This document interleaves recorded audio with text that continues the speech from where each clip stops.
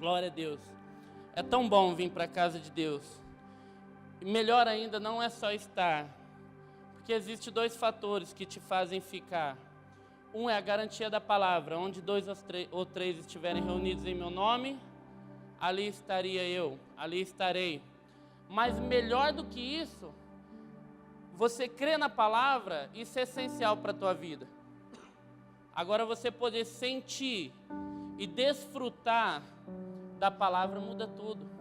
Por isso que eu digo, Senhor, não é só pela garantia da tua palavra, porque a tua palavra garante que o Senhor está aqui. Porque nós somos muito mais do que 2 ou 3, né? Mas poder sentir o Senhor, poder sentir o toque do Senhor nas nossas vidas, muda tudo. E a minha oração todos os dias da minha vida, desde quando eu me converti há 15 anos atrás nessa casa: Senhor, não me permita entrar na tua presença sem poder desfrutar da tua presença. E quando eu venho para a igreja, meu irmão, e não somos super-heróis, não sou diferente de ninguém, mas quando eu entro aqui e saio sem sentir nada, sem sentir pelo menos um arrepio na minha vida, eu saio tão frustrado daqui, eu falo: Senhor, eu passei um tempo, eu estive lá. Aí ele fala para mim: isso não quer dizer nada. Estar aqui não quer dizer nada. Porque nós podemos apenas ser espectadores daquilo que está acontecendo, nós podemos até vislumbrar aquilo que está acontecendo, nós podemos olhar e ver todo esse mover e até se emocionar, porque a alma, ela vai falar de emoções, a gente se emociona com uma canção bonita, a gente se emociona com uma cena, presenciar uma cena que é um sonho da tua vida. Mas eu poder olhar para o céu: Senhor, obrigado, porque o Senhor me tocou mais uma vez, porque o Senhor falou comigo mais uma vez. Senhor, o meu coração nessa noite explode de alegria, porque nós sabemos que o Senhor confia em nós e o Senhor ainda se manifesta aos teus filhos. Durante um período o Senhor apenas se movia sobre a face das águas, mas quando o Senhor Jesus veio, o nosso Yeshua, e Ele morreu por uma causa, morreu por uma obra, Ele foi crucificado no madeiro, Ele foi lançado no madeiro, e Ele dizia: eu vou, mas eu não vos deixarei órfãos. Eu vou, mas existe um momento que virá sobre ti um Consolador, o Espírito da verdade, o próprio Deus, que por um momento Ele pairava sobre a face das águas. E Ele diz: eu vou aos céus, a minha obra está completa, mas eu voltarei na presença do Espírito Santo e vou habitar dentro de vocês. Ah, meu irmão, se teu coração não incendeia quando você ouve isso, tem algo de errado na sua vida. Durante um momento Ele olhava para você de longe e dizia: este é meu filho. E eu escolhia pessoas para falar, mas agora eu escolhi habitar dentro dele, e eu falo no profundo do íntimo do coração dele. E as coisas começaram a ser construídas de dentro para fora e não mais no exterior. Eu não mais preciso de médiums, de pessoas se conectando com Deus para falar com Deus. Eu preciso crer na palavra do apóstolo Paulo, quando ele diz: entrai com ousadia no Santo dos Santos, entrai com ousadia, com intrepidez, não tenha medo, mas entre na presença do Senhor.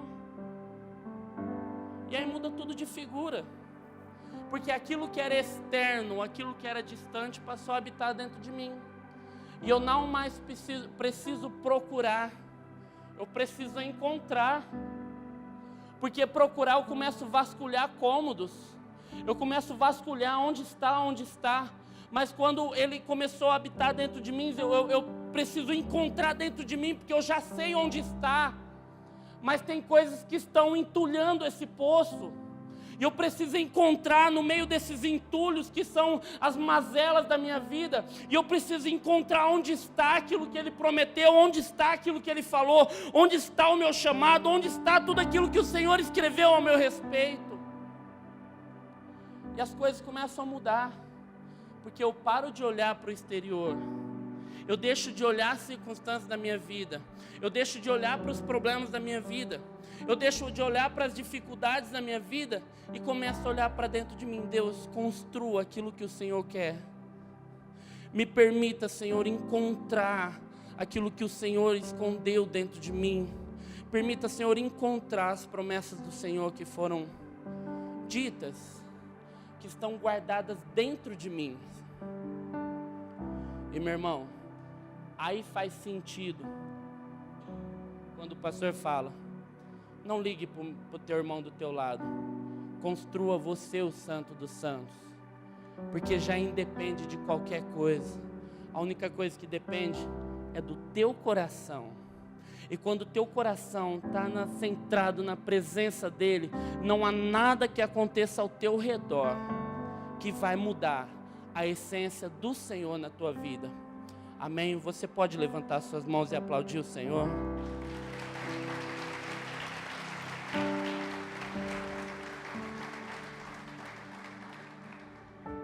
Glória a Deus. Abra comigo, você que pode, Neemias capítulo 4, verso 14.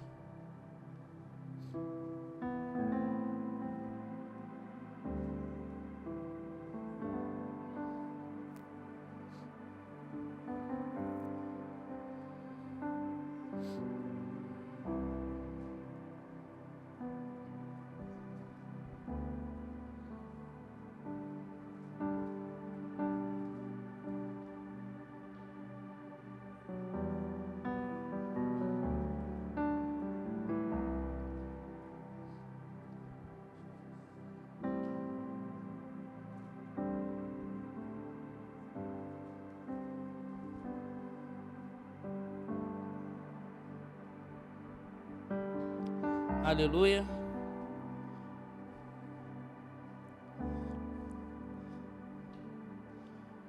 E olhei e levantei-me, e disse aos nobres, aos magistrados e ao restante do povo: não os temais, lembrai-vos do grande e terrível Senhor Deus, e pelejai pelos vossos irmãos, vossos filhos, vossas mulheres e as vossas casas. E olhei e levantei-me, disse aos nobres, aos magistrados e ao restante do povo: não temais, lembrai-vos do grande e terrível Senhor, e pelejai pelos vossos irmãos, vossos filhos, vossas mulheres e vossas casas. Esse texto ele vai contar a história de um homem que você sabe. Aqui a sua nação, a sua terra natal, ela passa por uma destruição quase que completa. Seus muros foram queimados e derrubados, seu povo foi morto, sua cidade foi sitiada e roubada. E esse homem, ele passa por um período de escravidão, numa terra distante, e Deus começa a prosperar ele nessa terra, começa a engrandecer o nome dele nessa terra.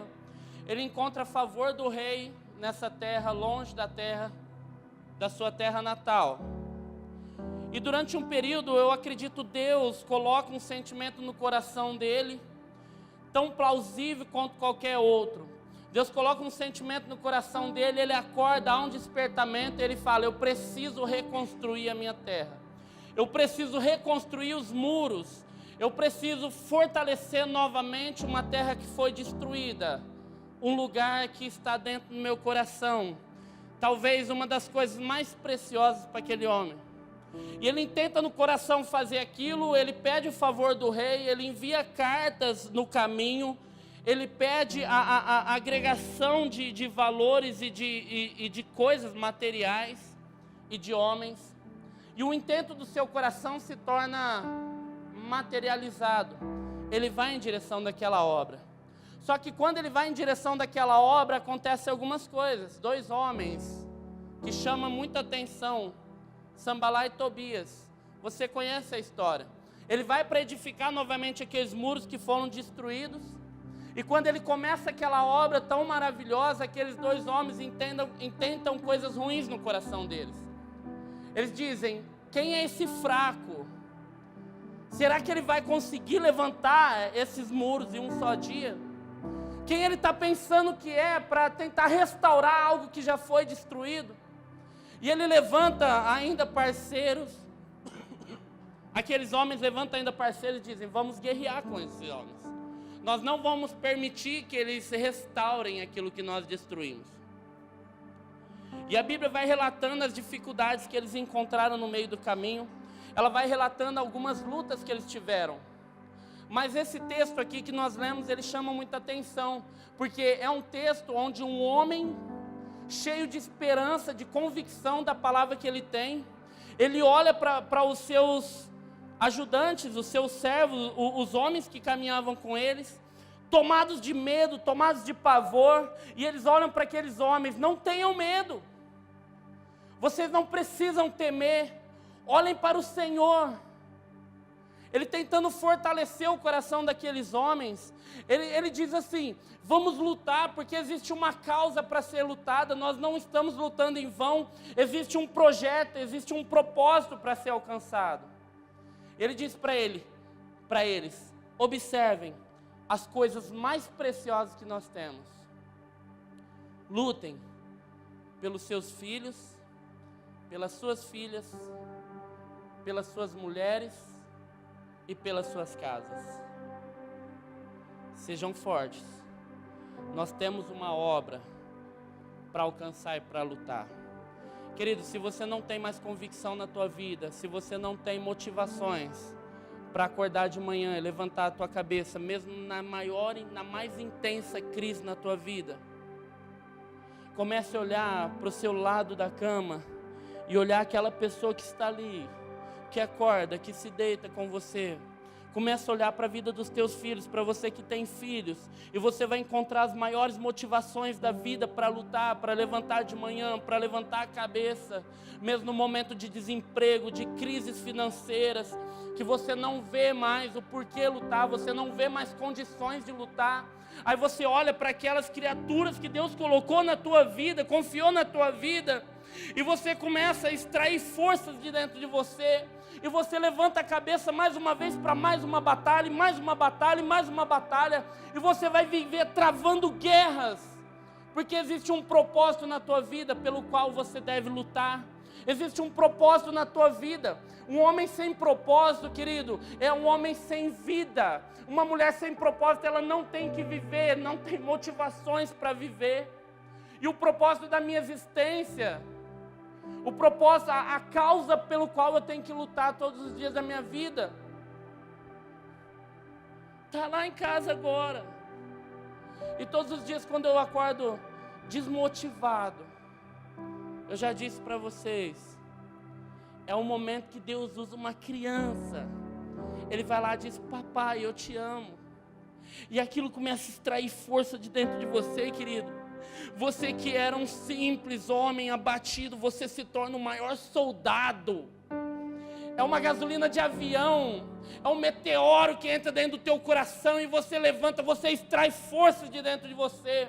O grande segredo da tua vida, homem, da tua vida, mulher, é encontrar as causas, os propósitos para qual você tem que lutar. Por que você tem que lutar? Eu digo sempre na célula, quando nós conversamos sobre isso,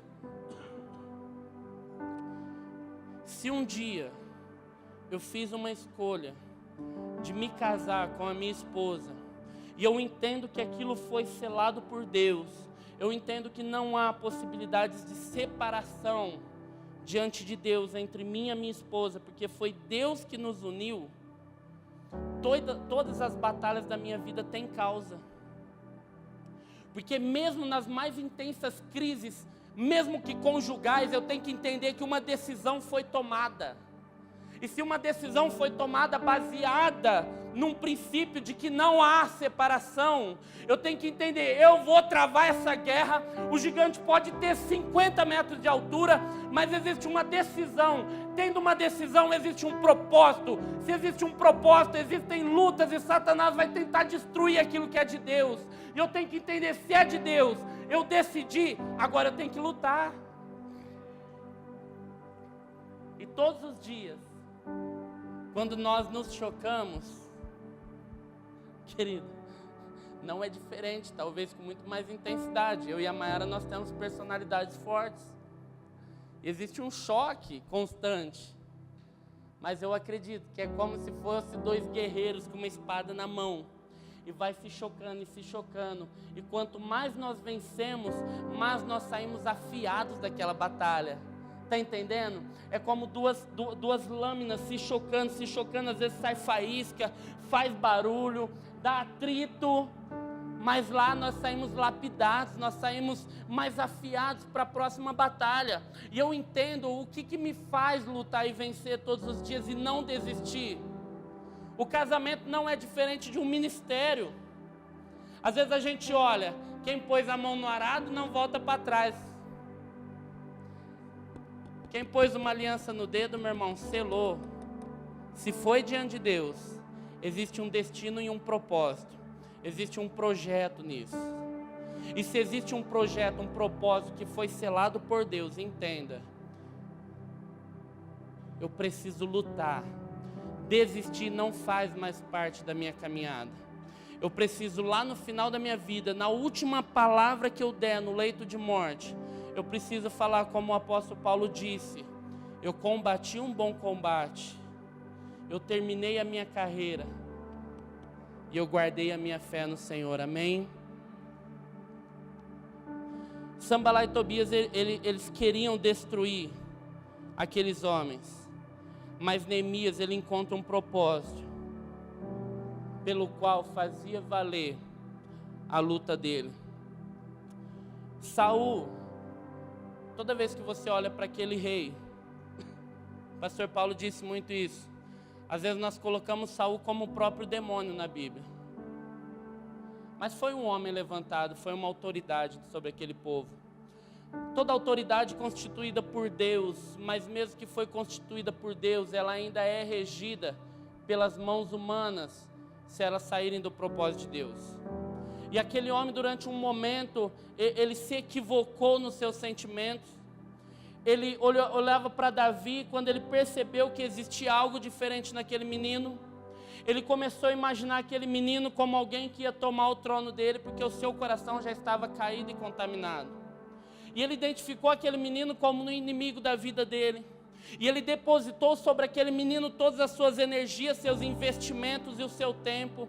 Ele tentava de qualquer maneira matar e destruir aquele homem, porque ele identificou aquele homem como sendo o seu inimigo. Eu preciso que você me dê como presente a tua inteligência e a tua atenção. Quando ele identifica aquele homem como seu inimigo, ele investe forças, energia, tempo, investimento, tudo para matar aquele inimigo. Só que quando o inimigo dele era ele mesmo. E nós precisamos entender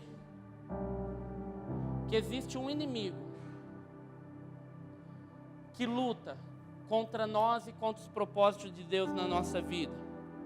O problema é que no meio do calor, o inimigo, ele parece que tem forma. E aí nós lutamos contra os nossos cônjuges, contra os nossos pais e contra os nossos filhos, porque não identificamos quem é o verdadeiro inimigo da nossa vida.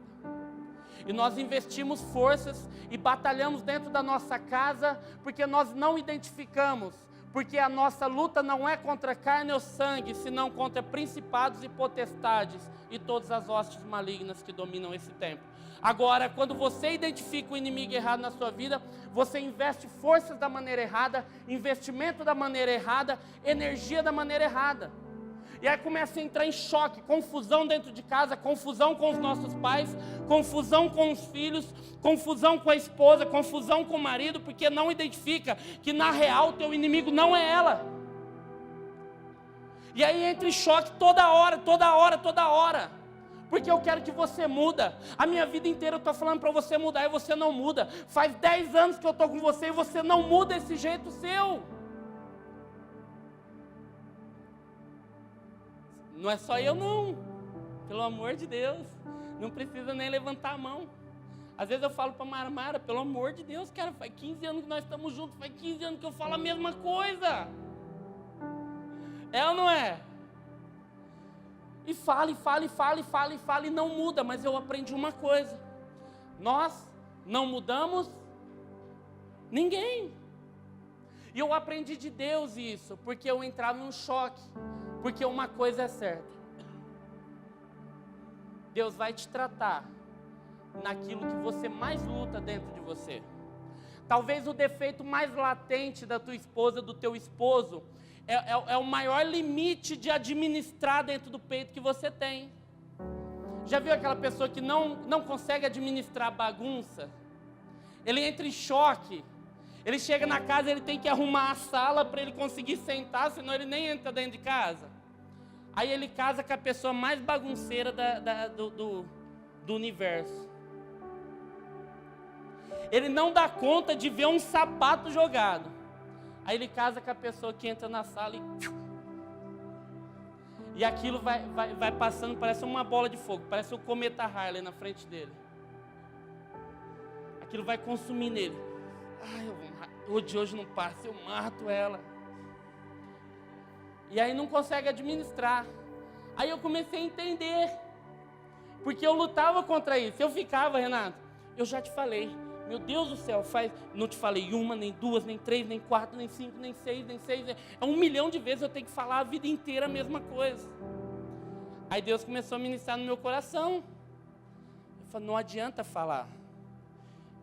Você não vai mudar ela. O que eu estou tratando é... E aí muda tudo de figura. Porque quando eu for tratado nos meus limites, meu Deus. Aí Deus começa a mudar toda e qualquer situação. Porque aquilo já não me machuca mais. Sabe por que a gente se machuca? Pergunta por quê? Porque nós não morremos ainda. Deu para entender? Alguém diga amém. Nós não morremos da maneira que nós deveríamos morrer. Por isso que nós nos magoamos, nós não nos machucamos, nós não entendemos, nós criamos inimizades, porque nós não morremos direito. Nós não entendemos o que é servir a Deus, nós não entendemos o que é depositar o nosso casamento, a nossa família diante de Deus. Nós não entendemos a maneira que nós devemos prosseguir e a gente acaba tendo que administrar nossas coisas, porque nós tomamos posse daquilo que Deus nos dá, quando na verdade Ele nos dá para nós administrarmos, e nós temos que administrar a nossa casa, a nossa família, a nossa esposa e os nossos filhos. Aí a gente acha que é nosso, e quando a gente põe a mão, tudo vira confusão. Aí Deus tem que entrar na causa. Aí Ele entra te tratando. Aí você não entende o que é tratamento. Aí você começa a murmurar. É essa mulher que o Senhor me deu? É esse traste que o Senhor me deu? É esse filho que o Senhor me deu? Sim.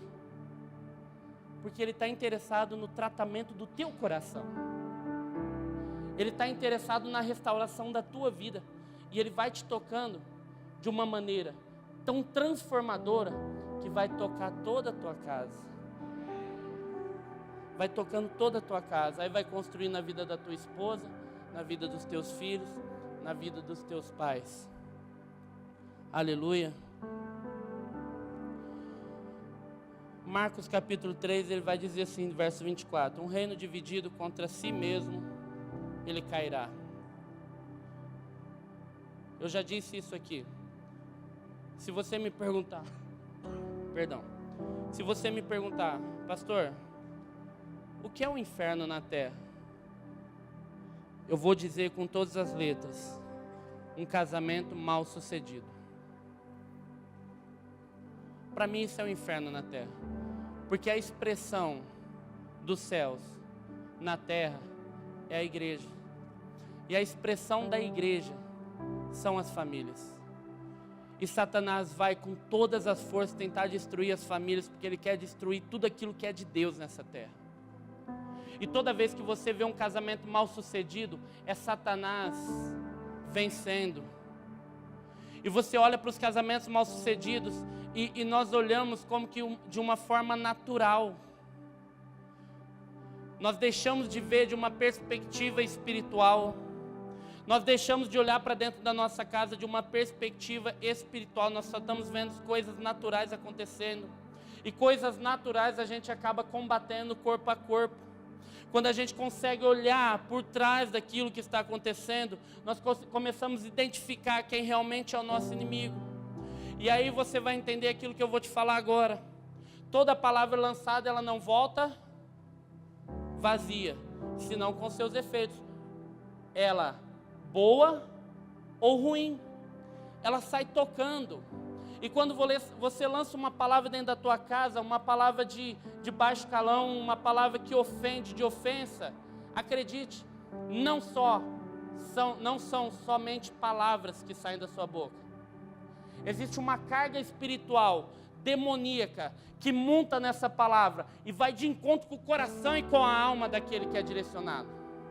E a sua palavra, se era só simplesmente uma palavra, você é uma boba. Junto dela vai uma carga espiritual que entra dentro da alma dela, destruindo a alma dela. Porque talvez você não saiba, mas um dia o pai dela, possivelmente, falou para ela: você é uma boba, você não vai dar em nada na tua vida. E essa história veio culminando na mão de um demônio, de hóstias malignas, para chegar no momento que a primeira coisa que você abre a tua boca, vai como uma flecha, uma espada dentro do coração dela, destruindo toda a alma dela. E aí eu digo, as pessoas quando se suicidam, não é um fato isolado. Aí ela se suicidou porque ela largou do namorado. Não, foi só mais uma frustração que Satanás precisava só dela para trazer toda uma carga espiritual e descarregar na alma dela. E aí ela já não suporta mais. Ela vai tirar a vida. Ah, porque ela não quer viver? Não, ela quer viver, mas ela não dá conta de viver com aquela carga que está dentro dela. E aí eu tenho que começar a pensar muito bem no que eu falo dentro da minha casa, da maneira que eu trato a minha esposa e o esposo, da maneira que eu trato os meus filhos. Porque na hora do calor a gente fala, e fala o que não deve, na hora errada, do jeito errado. É o ser humano, é a raiz do mal. Nós fomos concebidos assim, nós precisamos ser tratados. E a gente descarrega sobre a vida deles, da nossa família, coisas que a gente não entende. Aí você fala: cara, mas eu não falei nada, eu falei só uma palavrinha de nada, ela está chorando faz 3 dias. Aí você não entende, o pai dela maltratou ela. E você não entende. Você não entende porque às vezes você chama o cara: poxa, você é um vagabundo, cara, você não gosta de trabalhar. Mas quando ele era uma criança, o pai dele espancava ele, chamando ele de vagabundo, de traste. Eu preciso trazer uma intensidade nessa noite, porque eu tenho certeza que muita gente aqui luta com isso, dentro do coração, que muita gente nunca vai entender. Certa vez, 1h da manhã, eu fui chamado, eu estava no aniversário, uma pessoa me ligou e disse assim: vem aqui que meu esposo está endemoniado, ele está quebrando tudo aqui dentro da Sermed. E o nosso papel, talvez você não saiba, mas é ir. Você pode até falar não é com você, não é com a tua família, com a tua esposa, mas o nosso trabalho, ele não tem horário comercial, sabia disso? Né? E era 1h da manhã, saiu eu, a minha esposa grávida, o Benício bebezinho, e o Thalizinho tinha 2 anos. 3 anos. Fomos para a Sermed. Chegamos lá, estava tudo quebrado, realmente. Eu falei: Má, fica aqui fora com as crianças, só interceda, né? Eu vou lá: Senhor, faz esse negócio rápido, porque é 1h da manhã. Vou agilizar esse negócio.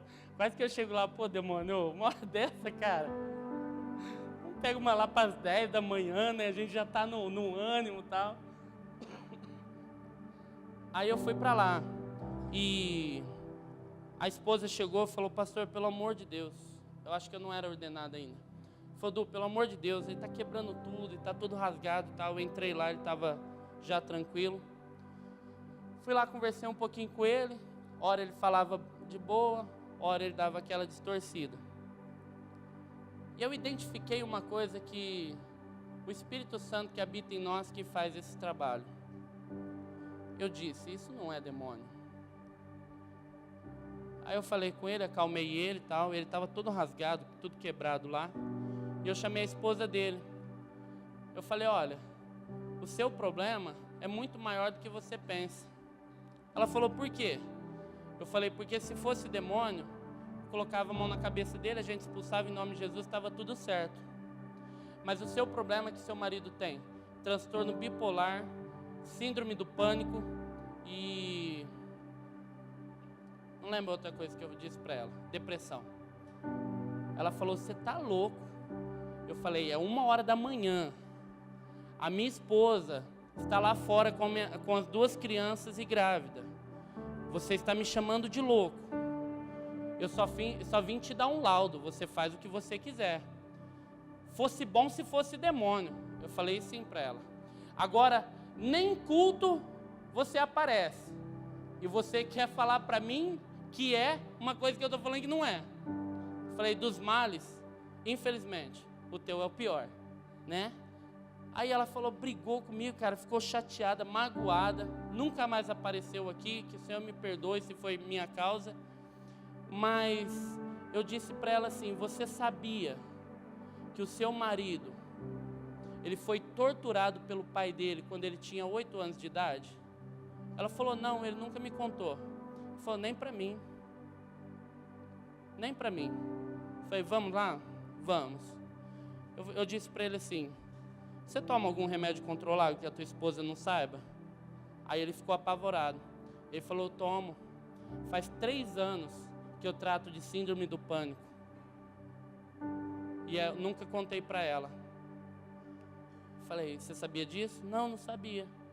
Eu falei, você tem algum transtorno que você percebe que você saiu de si?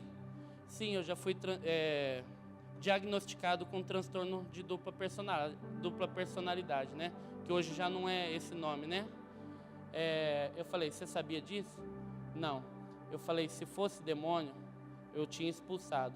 Como não é, você vai passar a tua vida agora tratando do teu marido, porque você não identificou o que estava dentro da sua casa. Virei as costas. Já viu aquela saída triunfal? Você dá o diagnóstico. Com licença. Mas aquilo trouxe uma lição muito forte na minha vida. Porque quando eu trato com a minha esposa, com meus filhos, isso começa a gritar dentro do meu peito.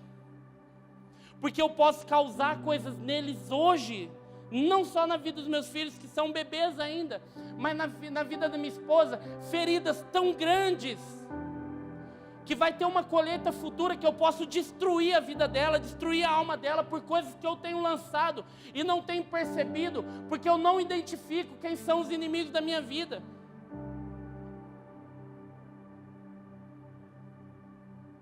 Os nossos olhos espirituais, eles precisam estar abertos, meu irmão.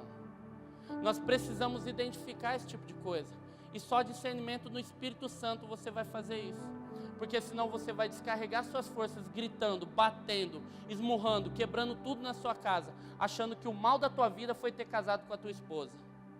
Quando Satanás tem feito a festa dentro da tua casa.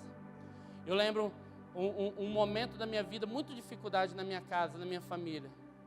E todas as noites meu irmão estranhava, o Fernando, meu irmão mais velho. Porque eu ia no quarto deles, eu colocava a mão na cama deles, me ajoelhava e eles dormindo, e eu ficava orando na cama deles. Coisas ruins estavam acontecendo.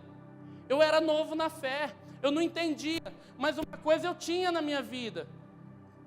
Eu tinha o Espírito Santo, eu tinha a arma mais poderosa que um ser humano pode ter. E eu comecei a entender naquele momento o que era uma palavra profética, uma oração profética. E lançar a palavra profética na vida da nossa família, do nosso casamento, na vida dos filhos e dos pais, faz toda a diferença na construção de Deus naquele lugar. Ezequiel, ele passa por um momento de crise absurda na vida dele. criado como um sacerdote, filho de sacerdote, criado como um sacerdote. Os estudos dele foram para formar um sacerdote. Aí de repente chega um momento da vida dele, eles derrubam o templo. Eles abortam tudo que ele tem na vida, tudo pelo qual ele tem lutado, tudo pelo qual ele tem batalhado, tudo pelo qual ele existiu.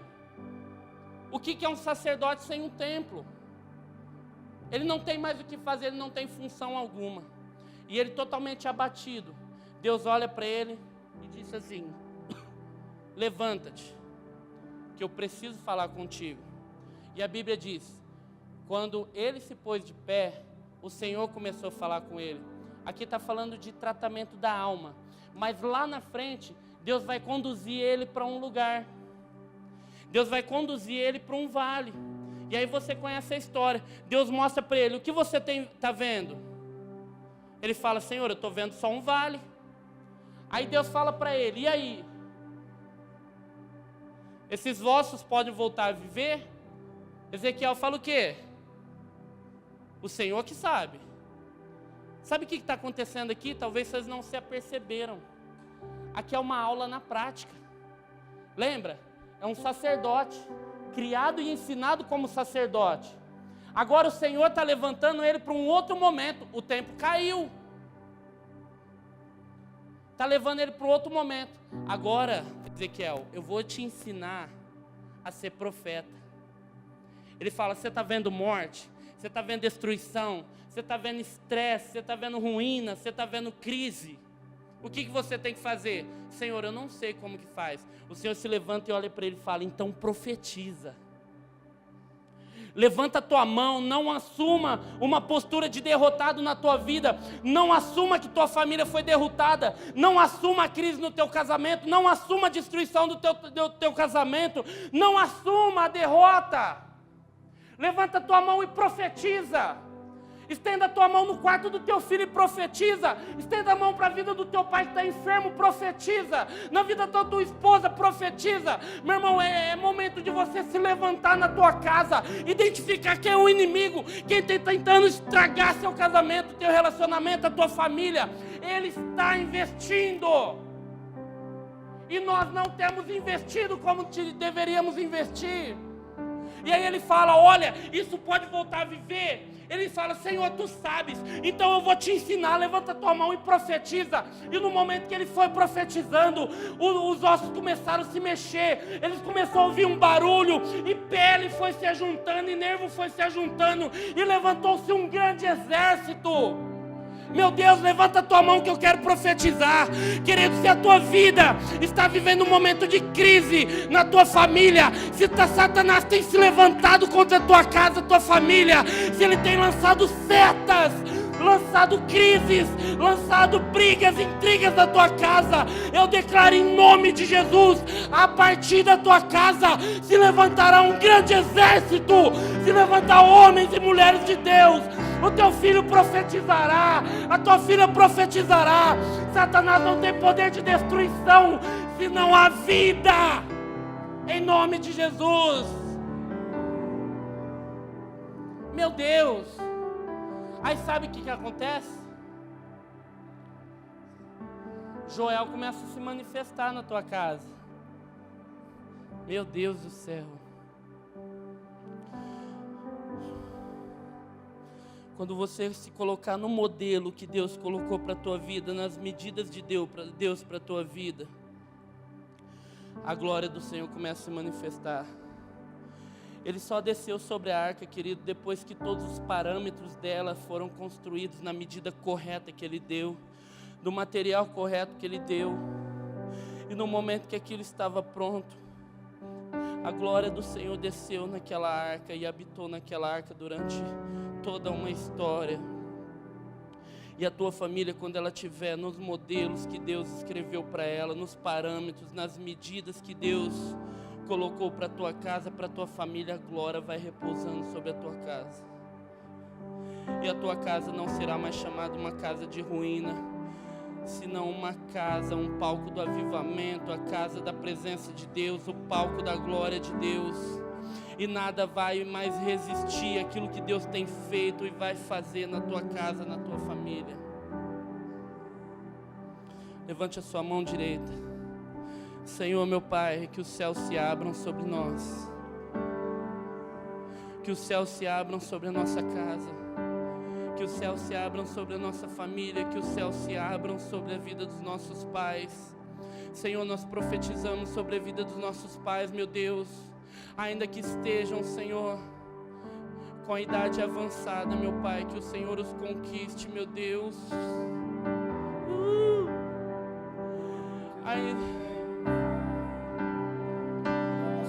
Ei. Meu Deus, rasga os céus.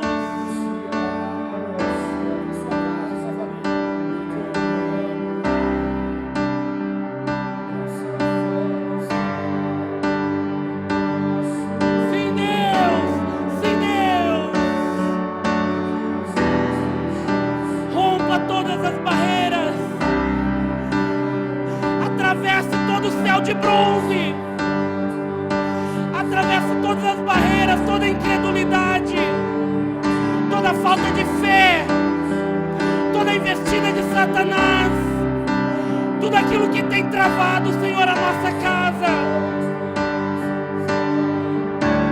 Grande Deus.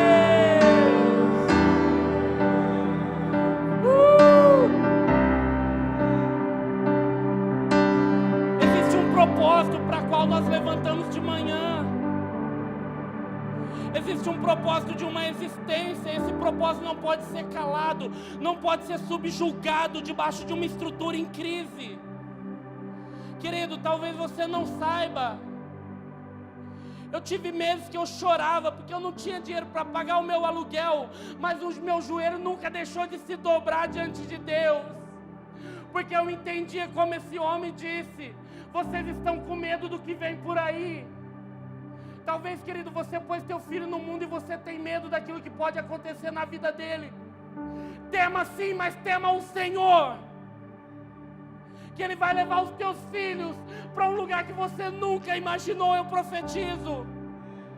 Seus filhos vão tocar nas melhores faculdades dessa nação, nos melhores trabalhos dessa nação, e o Senhor vai levantar pastores, missionários, profetas dentro dessa casa. Assim eu declaro e profetizo na vida do teu filho, na tua vida, meu irmão.